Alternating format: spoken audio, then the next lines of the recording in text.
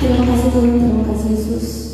Kami Tuhan mau mendengar firman-Mu Tuhan Yesus. Berkatilah yang mulut hamba Tuhan untuk bicara firman-Mu Tuhan Yesus. Dan berkati jemaat-Mu juga Tuhan yang mendengarnya Tuhan, sehingga jemaat bisa menerimanya dan bisa melakukan firman-Mu Tuhan Yesus. Kami serahkan gereja kami dalam tangan-Mu Tuhan. Kami serahkan pelayanan kami dalam tangan-Mu Tuhan. Biarlah Tuhan pelayanan kami Tuhan dapat menyenangkan hati-Mu dan dapat juga melakukan segala perintah-Mu Tuhan Yesus. Di dalam nama Tuhan Yesus haleluya. Amin. Selamat Bapak Ibu terkasih. Shalom. Diberkati Tuhan, amin. Oke, saya akan memberitakan firman Tuhan. Mari kita buka firman Tuhan di Kolose 1 ayat 5. Kita buka ayat firman Tuhan. Kolose 1 ayat 5. Kita baca. Oleh karena pengharapan disediakan untuk kamu di surga, tentang pengharapan itu telah lebih dulu kamu dengar dalam firman kebenaran, yaitu Injil. Seperti nama gereja kita adalah gereja pengharapan. Di sini khotbah yang saya akan sampaikan pada siang hari ini mengenai pengharapan, saudaraku. Apa itu pengharapan dan apa itu berharap dalam Tuhan? Jadi sini katakan oleh karena pengharapan disediakan untuk kamu di surga. Tentang pengharapan itu telah lebih dulu kamu dengar dalam apa di sini katakan? Dalam firman kebenaran, yaitu Injil. Bahwa dalam pengharapan lebih dahulu kita dengar dalam firman Tuhan, yaitu Injil. Jadi sini ingat bahwa pengharapan itu kita dahulu kamu dengar dalam firman Tuhan. Ayat yang kedua kita baca, nanti saya akan jabarkan. Kita buka Roma 15 ayat yang keempat. Roma 15 ayat keempat. Segala sesuatu yang ditulis dahulu telah ditulis untuk menjadi pelajaran bagi kita, supaya kita teguh berpegang pada pengharapan oleh ketekunan dan penghiburan dari kitab suci. Lagi dikatakan di sini penghiburan dari kitab suci. Di garis bawah tadi saya bilang pengharapan melalui firman Tuhan. Dan di sini dikatakan sebab segala sesuatu yang ditulis dahulu telah ditulis untuk menjadi pelajaran bagi kita, supaya kita teguh berpegang pada pengharapan. Sekali lagi dikatakan di sini supaya kita teguh dalam pengharapan. Oleh apa? Oleh ketekunan dan penghiburan dari kitab suci. Di sini kita ingat lagi bahwa dalam pengharapan adalah oleh ketekunan dalam kitab suci. Saya akan baca firman Tuhan dulu, baru saya akan jabarkan. Yang ketiga kita buka di 1 Timotius 4 ayat yang 10. Di sini dikatakan, itulah sebabnya kita berjerih payah dan berjuang, karena kita menaruh pengharapan kita kepada Allah yang hidup, juru selamat semua manusia, terutama mereka yang percaya. Di sini dikatakan, itulah sebabnya apa? Kita berjerih payah dan berjuang, karena kita menaruh pengharapan kita kepada Allah siapa? Allah yang hidup, bukan Allah yang hidup, juru selamat semua manusia. Ayat yang keempat, Jefanya 3 ayat 17. Tuhan Allahmu ada di antaramu sebagai pahlawan yang memberi kemenangan. Ia bergirang karena engkau dengan sukacita.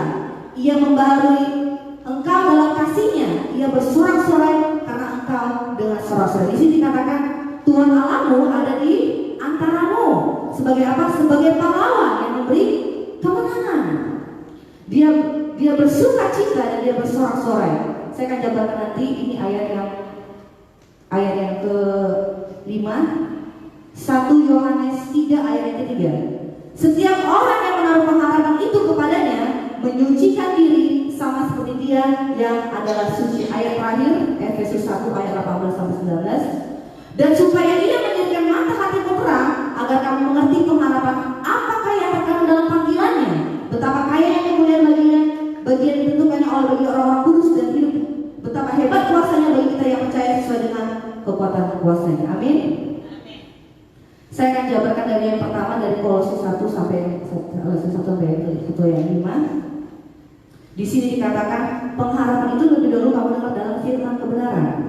Perlu kita mengetahui bahwa kita ini semua orang-orang Kristen itu semua berharap sama Tuhan. Kita memiliki pengharapan dengan Tuhan. Tapi kita sudah mengerti mengenal firman Tuhan, maka dari itu kita memiliki pengharapan kepada Tuhan. Kalau kita tidak mengerti Injil, Alkitab, kita tidak mengerti suara Tuhan, perkataan Tuhan, firman Tuhan, bagaimana kita bisa berharap sama Tuhan? Kalau kita tidak mengerti isi firman Tuhan itu dan kita tidak mengenal siapa Allah kita, bagaimana kita bisa berharap sama Tuhan kita? Di sini dikatakan tadi Allah yang hidup, bahwa Allah yang kita sembah bukan Allah yang hidup, saudaraku. Kita menaruh pengharapan kita kepada Allah yang hidup, dan pengharapannya disediakan kamu di surga. Jadi istilahnya kita sebagai orang Kristen memiliki pengharapan kepada Tuhan, tapi terlebih dahulu kita mengenal Injil Tuhan itu. Dan yang kedua di sini dikatakan di Roma 15 ayat yang keempat, sebab segala sesuatu yang tulis telah disusun menjadi pelajaran bagi kita, supaya kita teguh berpegang pada pengharapan oleh keteguhan dan penghiburan kitab suci. Bahwa di sini dikatakan bahwa kita teguh pada pengharapan. Bagaimana cara supaya kita bisa berteguh dalam pengharapan dan bertekun dalam penghiburan dari kitab suci? Bagaimana kita bisa tetap berharap sama Tuhan? Bagaimana kita bisa bertekun bersama dengan Tuhan melalui firman-Nya? Di sini dikatakan kita harus teguh berpegang pada pengharapan. Artinya kita harus tahan uji, saudara. Kita harus bisa istilahnya menghadapi hidup ini. Oke, jadi saya mau ngasih ilustrasi. Kita dalam hidup ini ada masalah, saudara. Ada masalah. Tapi gimana caranya kita bisa berharap sama Tuhan dalam keadaan yang sangat-sangat sulit? Bagaimana cara kita bisa tetap berharap sama Tuhan dan kita masih bisa berpengharapan bersama dengan Tuhan? Jadi di sini kita ilustrasikan dari kisah si Yusuf. Jadi Yusuf itu pertama-tama dikasih Tuhan mimpi, saudara. Dan akhirnya kenyataannya bukan seperti yang dimimpinya. Dan kenyataannya dia malah dimasukkan ke penjara.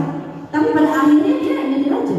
Jadi istilahnya dalam hidup ini kita percaya sama Tuhan, kita bilang iya masa depan saya penuh harapan, masa depan pasti saya mendapatkan masa depan yang luar biasa. Tapi sekarang kita kenyataannya tidak seperti yang kita harapkan. Jadi apa kondisi hati kita untuk bisa menyikapi keadaan kita sekarang saat keadaan kita sangat sulit, saudaraku? Kita bermimpi, kita memiliki keinginan, Tuhan aku berharap aku bisa hidupku luar biasa, aku diberkati Tuhan. Tapi bagaimana kita bisa memiliki segala sesuatunya itu kalau kita tidak memiliki, dan dalam hidup ini kita tidak memiliki sikap hati kita seperti Yusuf. Yusuf sekalipun dia dimasukkan ke penjara, dia tidak meninggalkan Tuhan, dia tetap percaya sama Tuhan, tetap bertekun, dia tetap setia sama Tuhan. Jadi apakah kunci pengharapan itu, saudara? Bahwa kita harus tahan uji. Kita harus istilahnya bertekun bersama-sama dengan Tuhan. Kita harus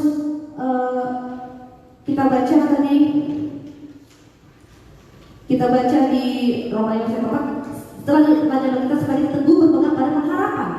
Kita harus teguh berpegang pada pengharapan. Jadi istilahnya kalau Tuhan dalam hidup kita memberikan kita ujian, memberikan masalah, itu bukan berarti kita harus berhenti berharap atau kita nyerah gitu, atau kita merasa nggak mau ikut Tuhan lagi, tidak. Kita harus contoh seperti Yusuf. Yusuf sudah diberikan mimpi sama Tuhan, tapi kenyataannya dia tidak seperti mimpi dikasih Tuhan, tapi tetap percaya sama Tuhan. Jadi pertanyaannya adalah pengharapan itu datang di saat kita dalam ujian atau di saat kita menerima berkat Tuhan, di saat dia jadi raja kah, atau dia di saat dia dalam ujian itu, saudara. Beda berharap, beda pengharapan, saudara.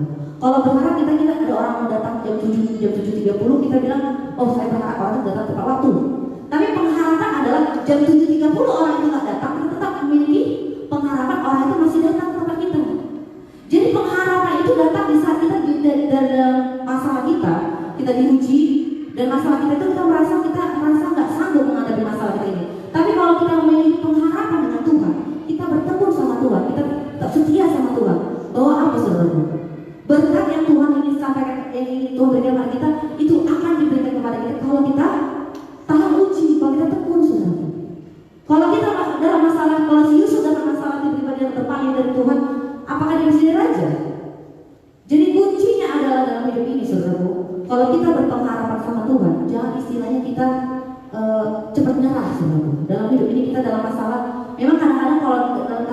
keadaan yang sangat-sangat sulit, kita untuk susah sekali berharap lagi. Tapi istilahnya berpengharapan itu istilahnya sekalipun kita mengalami keadaan yang sangat-sangat sulit, kita masih memiliki pengharapan dengan Tuhan. Kalau Tuhan Yesus datang ke dunia, dia dicampur, dia disiksa. Istilahnya kalau dia tidak, istilahnya dia nyerah atau dia nggak mau melakukan itu, apakah kita semua ditolong sama Tuhan Yesus? Istilahnya sih dikatakan bersusah payah, saudara. Di sini dikatakan kita harus di sini dikatakan sebentar, berjerih payah dan di sini dikatakan sebentar. Oke. Di sini dikatakan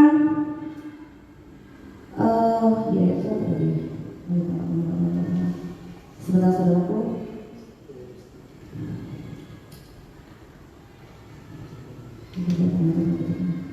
Oke, di sini dikatakan kita berjerih payah dan berjuang karena kita menaruh pengharapan kita kepada Allah yang hidup, juru selamat semua manusia, terutama mereka yang percaya. Di sini dikatakan kita menaruh pengharapan kepada Allah yang hidup dan kita berjerih payah. Jadi istilahnya dalam hidup ini kita harus berusaha, saudaraku, harus berjerih payah, harus berjuang supaya kita bisa berharap kepada Allah yang hidup. Saya mau kita buka Roma 5 ayat 4 sampai 5. Dan ketekunan menimbulkan tahan uji, dan tahan uji menimbulkan pengharapan, dan pengharapan tidak mengecewakan karena kasih Allah telah dicurahkan di dalam hati kita oleh Roh Kudus yang telah dikaruniakan kepada kita. Jadi ketekunan itu menimbulkan tahan uji, dan tahan uji itu menimbulkan pengharapan, dan pengharapan itu tidak mengecewakan. Jadi saya mau jelaskan bahwa kita ini ada fase kehidupan. Jadi kita dari pertama kita ikut Tuhan, tapi kita istilahnya dalam hidup ini kita menghadapi masalah. Dan ini adalah fase yang paling kita tunggu-tunggu, adalah fase kemenangan, mendapat berkat dari Tuhan. Seperti Yusuf jadi raja lagi, seperti Tuhan Yesus bangkit dari antara orang mati, dia naik ke surga. Jadi ada 3 fase dalam hidup Tuhan. Dari pertama kita ikut Tuhan, kita mengalami segala macam problema hidup, itu di fase yang kedua. Dan di fase yang ketiga adalah di fase di mana kita hidup dalam berkemenangan.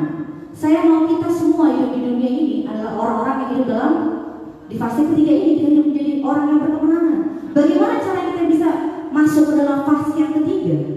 Kalau kita fase yang kedua kita udah nggak bisa lanjutkan lagi, saudara. Fase pertama kita ikut Tuhan, kita bersorak. Di sini dikatakan saudaraku, Tuhan bersorak-sorai melihat sebentar. Di sini dikatakan, Tuhan Allahmu ada di antara semua sebagai pahlawan yang memberi kemenangan. Ia bergirang karena engkau dengan sukacita. Ia membaharui engkau dalam kasihnya. Ia bersorak-sorai karena engkau dengan sukacita. Di sini dikatakan, ia di antara kamu sebagai apa? Sebagai pahlawan yang memberi kemenangan. Ia bergirang karena engkau dengan sukacita. Jadi Tuhan Yesus itu bahagia melihat kita. Tuhan Yesus itu bergirang karena kita. Dia bersukacita memperbarui kita dalam kasih. Tuhan datang ke dunia untuk menunjukkan kasihnya. Tuhan datang ke dunia untuk menyelamatkan kita. Kalau Tuhan nggak datang, kita gimana diselamatkan, saudara? Jadi perlu diambil pengertiannya bahwa Tuhan mau kita bersukacita. Jadi kalau Tuhan udah senang sukacita ini, masa kita langsung gini, aduh enggak lah Tuhan, nggak semangat Tuhan, hidupku udah gini-gini aja, gimana sih? Gimana masa depanmu kayaknya nggak bener lah itu, masa depanmu nggak penuh harapan lah, nggak ada lah itu. Gimana kita mau bisa jadi orang Kristen yang berkemenangan kalau kita nggak memiliki sikap yang semangat, saudara? Tuhan aja udah bersukacita, masa kita nyikapinya kita diam gini aja, menyembah Tuhan kita biasa aja, menyembah Tuhan kita biasa aja. Kita harus lebih lagi. Kalau Tuhan bilang bersukacita atas kita harus kompak, saudara. Kita harus istilahnya bersemangat, kita harus istilahnya memiliki iman yang teguh kepada Tuhan. Kita harus menyongsong masa depan kita dengan penuh harapan dan sukacita, saudara. Kalau misalnya iblis membisik-bisik sama Anda, Maya jangan kau mau ikut Tuhan lagi, aduh capek kali, kau nggak dapat apa-apa, aduh kau hidup kau ngapain aja nggak ada berkat, kau udah sekarat, kau istilahnya kau hidup kau sedih kali, kenapa kau ikut Tuhan lagi?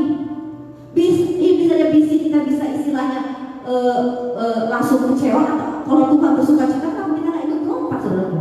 Kalau iblis bisik-bisik kita untuk supaya kita menyerah dalam hidup ini, kita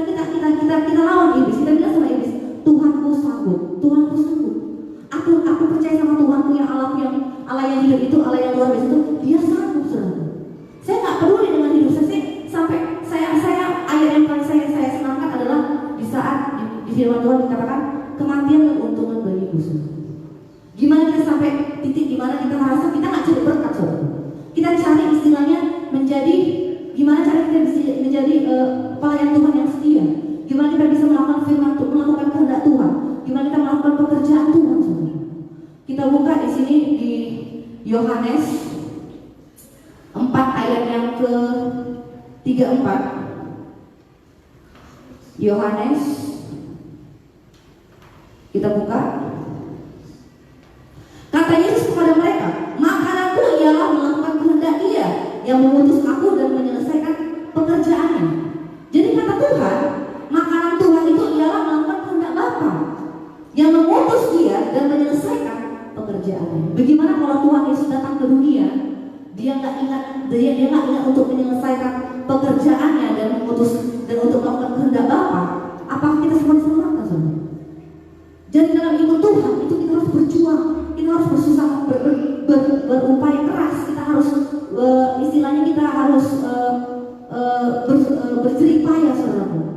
Ikut Tuhan itu sebenarnya dibilang ikut Tuhan itu nggak gampang, tapi sebenarnya gampang.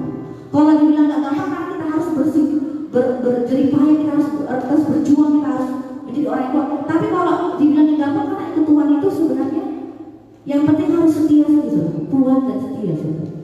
Kalau Yusuf tidak percaya sama Tuhan, tidak melewati ujian itu dan dia tidak lulus, apakah dia bisa jadi raja? Tuhan mengutus kita supaya apa, saudara? Tuhan mengutus kita supaya kita bisa memberkati orang juga, kita bisa memenangkan orang-orang juga, supaya orang itu dibenarkan oleh Tuhan, supaya orang hidup dalam kemenangan. Siapa di sini mau hidup dalam kemenangan? Haleluya, puji Tuhan. Kita mau hidup dalam kemenangan. Jadi di sini dikatakan tadi di ayat tadi yang ke-3 dan yang ke-4, yang kelima dikatakan menyucikan diri. Kita harus, setiap orang yang menaruh pengharapan kepada Tuhan menyucikan diri sama seperti dia adalah suci. Jadi kita harus menyucikan diri. Gimana kita minta berkat sama Tuhan? Kita tak berbuat dosa, kita tetap berbuat kesalahan, tapi kita tetap, Tuhan aku mau berkat-Mu Tuhan, aku mau segala berkat-Mu dalam hidupku Tuhan. Bagaimana Tuhan bisa memberikan kepada kita berkat kalau kita tidak suci, menjaga kekudusan? Kita harus suci terus, menyucikan diri kita, saudara. Kita harus meninggalkan dosa. Tuhan datang ke dunia untuk supaya kita hidup dalam berkemenangan, tidak dalam tekanan, tidak dalam ikatan iblis, tidak dalam dosa, saudara. Tuhan menyelamatkan dari dosa supaya kita tidak jatuh lagi dalam dosa. Bagaimana kita bisa meminta kepada Tuhan berkat kalau kita masih ada dalam dosa, saudara? Jadi gini ya, ilustrasinya. Kalau ada orang yang sayang sama kita, pasti kita minta sama dia, tunjukkan pengorbananmu. Kalau dia nggak bisa menunjukkan pengorbanannya, pasti kita merasa dia nggak sayang sama kita. Tuhan Yesus sudah apa, saudara? Sudah menunjukkan pengorbanannya kepada kita bahwa dia datang ke dunia dan dikasih saya. Tuhan paling jijik sama dosa, tapi Tuhan rela menanggung segala dosa kita. Bukan nanggung aja, disiksa lagi. Supaya apa, saudara? Supaya kita semua diselamatkan. Kalau ada orang anti debu, istilahnya dia nggak suka debu. Pacarnya bilang datang ke rumahku, tapi rumahnya banyak debu. Tapi karena dia mikirnya pacarnya opposite saya, datang dia. Aduh, banyak debu juga ya. Pacarnya aja mau dia datang walaupun dia ada debu, dia anti debu. Tapi ini bukan dia datang aja, saudara. Tuhan bukan datang saja menerima dosa-dosa. Tuhan lagi disakiti lagi, disiksa lagi. Bayangkan kalau ada orang anti debu datang ke rumah, terus dia kena debu, tiba-tiba kita siksa lagi karena kita pikir debunya dari dia. Bayangkan orang yang anti debu dibilang debunya dari dia, saudara. Bisa bayangkan Tuhan Yesus yang suci datang ke dunia, menerima segala dosa-dosa kita, menanggung segala dosa kita, supaya apa, saudara? Supaya kita semua suci. Dia yang suci, dia Allah. Bayangkan ya, dia Allah yang luar biasa. Dia hebat, dia kaya, dia raja, datang ke dunia rela jadi miskin, hamba. Dan dia adalah Allah yang kudus. Dia rela ke dunia untuk menanggung segala dosa kita, kekotoran kita. Dia raja, dia datang ke dunia rela disiksa. Dia datang ke dunia untuk apa, saudara? Karena dia memiliki kasih. Tuhan itu kasih, saudara. Dia menunjukkan kasihnya kepada kita. Dia ingin kita juga menunjukkan kasih kepada sesama kita. Gunakan kasih Allah untuk bisa mengasihi sesama kita. Jangan kita pakai kita nggak bisa. Tuhan, saya mengasihi sesamaku dengan kasih-Mu, Tuhan Yesus. Bagaimana ajarkan aku bisa mengerti dan bisa melakukan kasih-Mu Tuhan Yesus. Kasih-Mu yang luar biasa turun ke dunia menjadi hamba, dan kasih-Mu yang rela disiksa walaupun Engkau jijik sama dosa, tapi Engkau mau menanggung segala dosa supaya kami semua dimenangkan oleh Tuhan. Siapa yang tidak mau dimenangkan oleh Tuhan? Kalau kita udah menutup mata lagi dengan Tuhan Yesus memberikan kepada kita semuanya segalanya ini, udah luar biasa sekali sebenarnya. Kalau kita tidak bisa lagi menyikapi apa yang Tuhan sudah berikan kepada kita, Tuhan sudah berikan Roh Kudus di dalam hati kita, Tuhan sudah memberikan kita membaharui kita dengan kasih-Nya. Kalau kita tidak bisa lagi berbuat, kalau kita tidak bisa lagi berbuat, kalau kita tidak bisa lagi menyelamatkan orang-orang, menginjili orang-orang, membuat orang menjadi orang kemenangan, apa guna kita sebagai orang Kristen sebenarnya? Apa guna kita sebagai orang-orang yang dinamakan anak-anak Tuhan? Kita harus tunjukkan, kita harus tunjukkan siapa kita. Kita harus tunjukkan siapa Tuhan dalam diri kita. Kita harus tunjukkan kita adalah orang-orang yang berkemenangan. Kita harus tunjukkan kita orang yang disucikan oleh Tuhan, orang yang diperbaharui oleh Tuhan. Roh Kudus ada dalam diri kita. Kita harus menyikapinya. Jangan kita Tuhan udah memberikan kebaikan kepada kita masih kayak udahlah, besok masih bisa minum jamu Roh Kudus, bisa minta maaf lagi, bisa bertobat lagi. Tidak, saudara. Kalau Tuhan ada dalam dunia dan kita sudah menerima Tuhan sebagai juru selamat kita harus bisa menyikapinya, saudara. Bahwa Tuhan Yesus mau kita menjadi orang apa? Yang berkemenangan. Ada amin? Kita harus menjadi orang apa? Yang berkemenangan. Kita harus menjadi orang yang suci. Kita harus menjadi orang-orang yang mengerti firman Tuhan. Kalau kita tidak mengerti firman Tuhan, bagaimana kami mau sama orang-orang di seberang sana? Kalau kita tidak mengenal siapa Tuhan kita, mengenal kasih-Nya, mengerti rencananya dalam hidup kita, gimana kita bisa tahu langkah hidup kita besok? Kita mesti mengerti apa arti rencana Tuhan dalam hidup kita. Mengapa Dia datang ke dunia? Mengapa Dia bilang kau bisa melakukan berlebih lagi daripada aku? Tuhan sudah menang di kayu salib. Tuhan bangkit dari antara orang mati. Dia mengalahkan si iblis, Dia mengalahkan dunia ini. Kita tidak boleh kalah oleh iblis dunia, amin. Kita harus menang. Kita harus jadi pemenang, amin.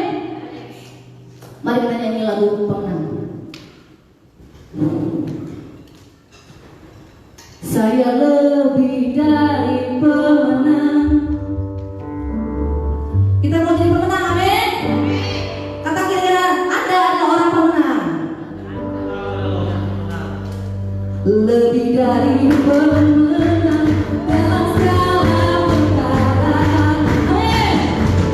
Iblis tak dikalahkan oleh kuasa darahnya.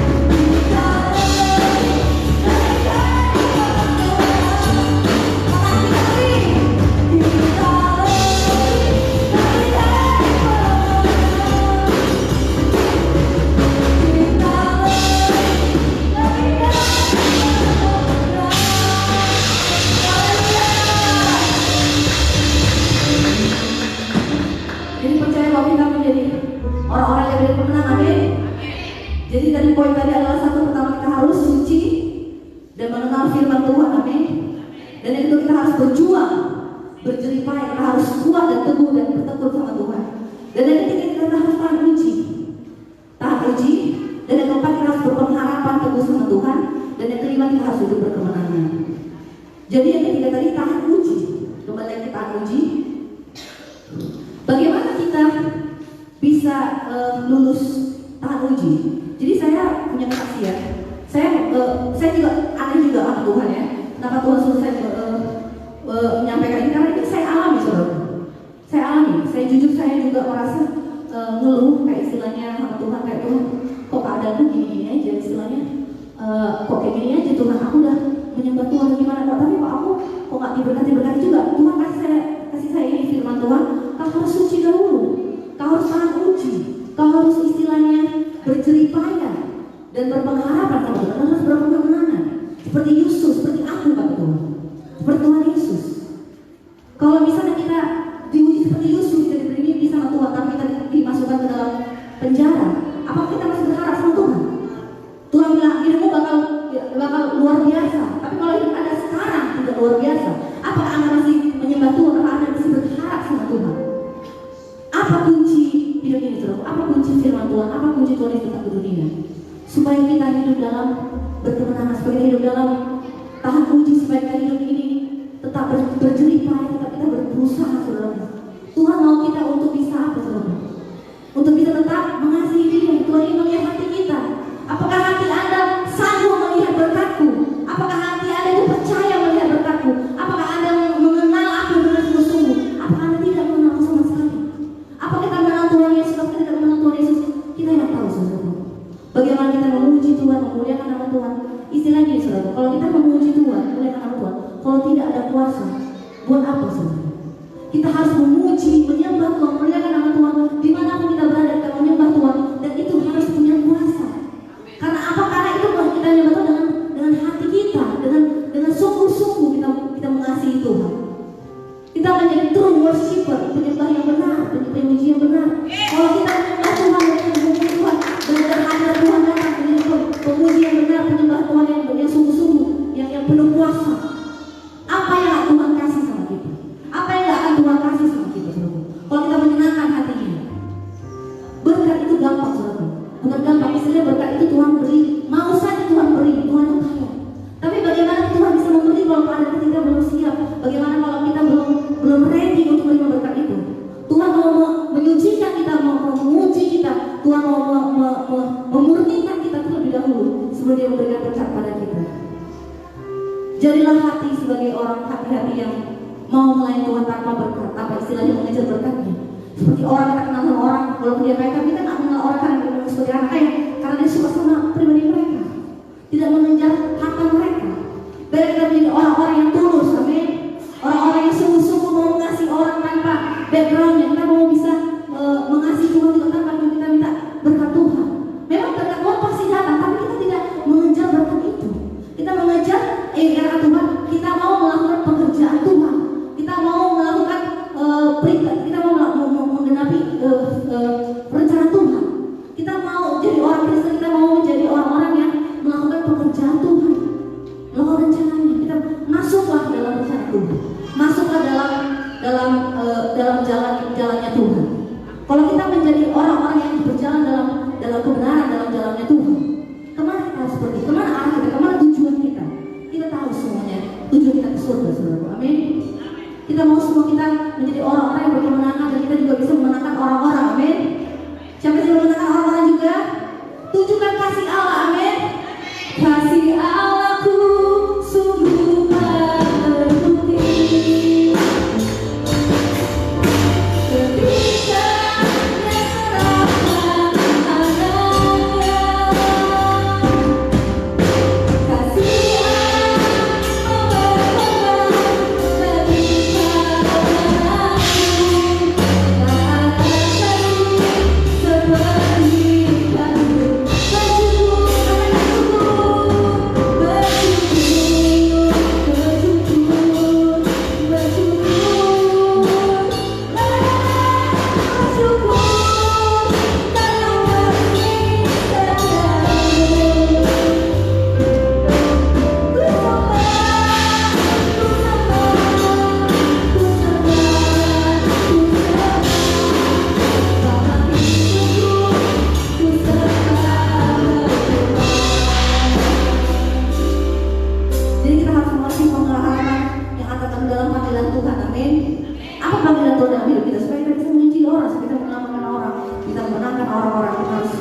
kita harus menjadi orang-orang yang berkemenangan.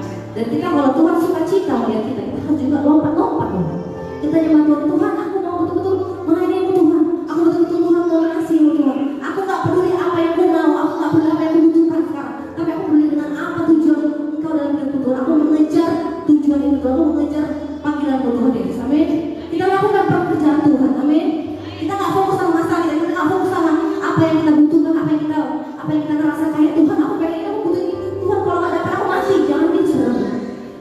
fokus sama pekerjaan Tuhan. Mungkin itu bukan yang Tuhan mau, mungkin itu bukan Tuhan yang inginkan dalam hidup kita. Kita harus mengejar apa yang Tuhan inginkan dalam hidup kita. Amin. Kalau Tuhan berkehendak, tidak ada yang bisa mengambil daripada kita. Amin. Rencana Tuhan lebih lagi dari segala itu, dari rancangan Dia bukan rancangan kita, dan rancangan Dia lebih besar dari rancangan kita. Kita percaya kepada Allah kita yang hidup, Allah kita yang raja kita segala raja, Allah yang berkorban demi kita. Kita harus memiliki hati yang menyikapi Tuhan dengan sungguh-sungguh. Amin. Memilikilah hati yang teguh, milikilah hati yang sikap hati yang betul-betul melayani Tuhan dengan sungguh-sungguh, menyenangkan hati Tuhan. Mau istilahnya Tuhan apa yang kau suruh aku Tuhan mau Tuhan. Tuhan aku yang melayani Engkau Tuhan. Aku gak peduli Tuhan dengan apa yang kubutuhkan. Aku gak peduli dengan apa yang ku mau. Aku peduli dengan apa yang kau mau dalam hidupku. Amin. Haleluya.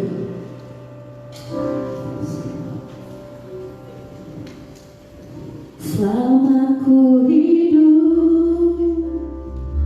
bagimu, mataku tetap memandangmu.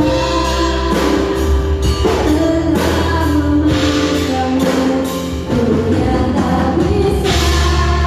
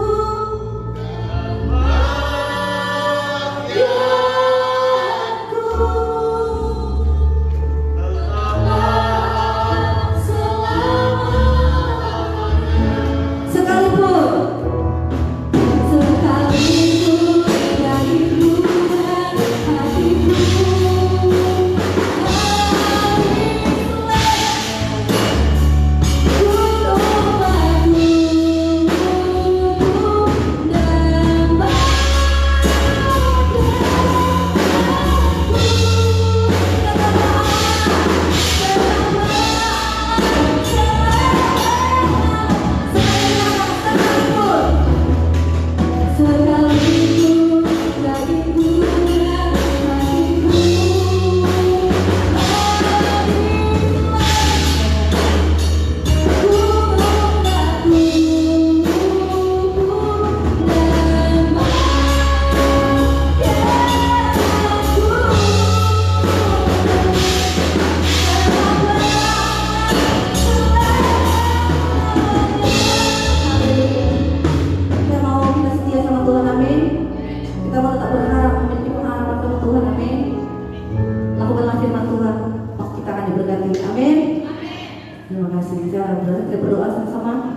Terima kasih Tuhan Yesus buat firman Tuhan yang kau sampaikan hamba Tuhan.